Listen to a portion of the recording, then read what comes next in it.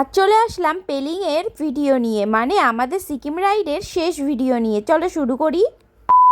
Hello everyone, আমি প্রিয়াঙ্কা। তোমরা দেখছো আমার ফেসবুক পেজ। আমার সিকিমের শেষ ব্লগ। সকাল সকাল উঠে ব্রেকফাস্ট কমপ্লিট করে বেরিয়ে পড়েছি ঘুরতে যাওয়ার জন্য। আমাদের হোটেল থেকে জাস্ট 5 মিনিট মতো হেঁটেই আমরা চলে এসেছি। আছে এখানে প্যারারাইডিং হচ্ছিল, সেগুলোই দেখার জন্য। আমরা কিন্তু এখানে এসে অনেকক্ষণ টাইম কাটিয়েছি আর অনেকক্ষণ ধরে ওয়েট করেও ছিলাম যে প্যারারাইডিং কখন শুরু হবে, কিন্তু ওয়েদার এতটাই খারাপ ছিল যে সেদিন আর প্যারারাইডিং হয়নি। প্যারারাইডিং এর মাঠ থেকে একটু হেঁটে গিয়েই আমরা চলে এসেছি রোপওয়ে এখানে।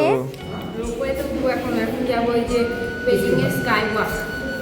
আর হেঁটে এখন ওখানে যাবো। রোপওয়েতে মেঘলা ওয়েদার, কিছু দেখতে পাবো না। চলো দেখি কি দেখতে পাই।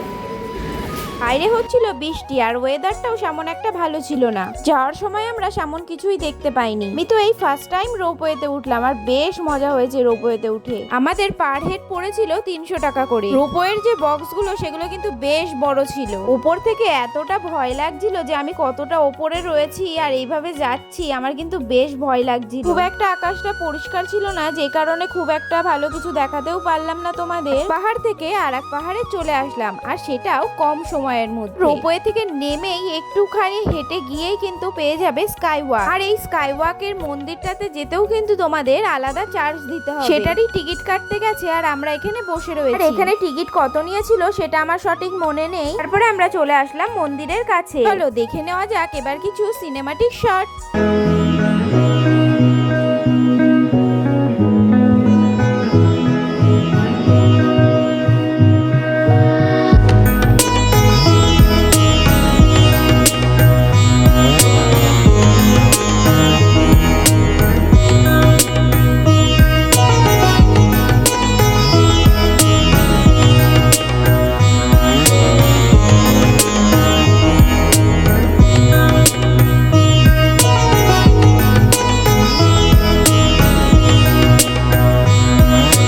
পেলিংয়ে তো আমাদের সারাটা দিন এভাবেই কেটে গেল। অনেক ফটোশুট, অনেক ভিডিও, সবকিছু হয়ে গেছে। এখন চলে যাব আমরা হোটেলে। হোটেলে গিয়ে লাঞ্চ কমপ্লিট করে একটু ঘুমোবো, কারণ শরীরটা আর ভালো লাগছে। এর আগের ব্লগেই তোমাদেরকে জানিয়েছিলাম যে আর ভালো লাগছে না, বাড়ির দিকে মন টানছে। বাড়ির থেকে বেরিয়েছি প্রায় 10 দিন হয়ে গেল। কাল খুব ভোরেই আমরা রওনা হয়ে যাব বাড়ির দিকে। রোপওয়ে করে তো আমরা এই পাশে চলে এসেছি আর ওয়েদারটা এখন যথেষ্ট ভালো রয়েছে, সেই কারণেই শুরু হয়ে গেছে প্যারারাইডিং। আবারও এখানে বসে কিছুক্ষণ সময় কাটিয়ে চলে গেছিলাম হোটেলে। হোটেলে গিয়ে দুপুরের লাঞ্চটা কমপ্লিট করে নিয়েছি আর তারপরে ঘুমিয়ে পড়েছি। আর ঘুম থেকে উঠেছি কখন জানো? রাত প্রায় 9টা-10টা বেজে গেছিল।